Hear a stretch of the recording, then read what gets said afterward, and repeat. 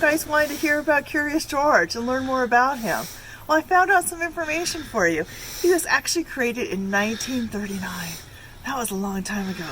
He's created by the authors Margaret and A.H. Ray, who lived in Paris at the time.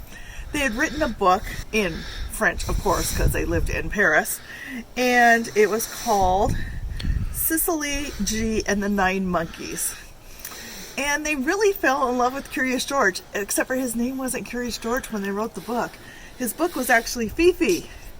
And then they changed it to Zuzu, and they really wanted a George. But at the time, there was a king called George, and they were afraid the king would think they were calling him an ape, and he would be upset with them.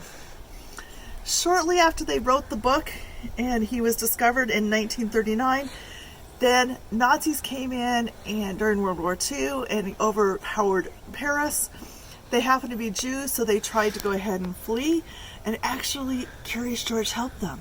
They had all these books, they had all these drawings and all these story ideas and stuff that they took with them. And as they went past different borders and stuff, the people would stop them, and they weren't going to let them go ahead and leave. They were just going to go ahead and stop them at the border. But then they looked through their stuff and they saw these cute little drawings of Curious George, and they saw the story ideas and stuff. And they were so intrigued by them and just thought they were so great that they went ahead and let them go ahead and leave. And they eventually ended up in the United States. And since then, can you believe there have been 7 books written about Curious George? 8 if you count the first one.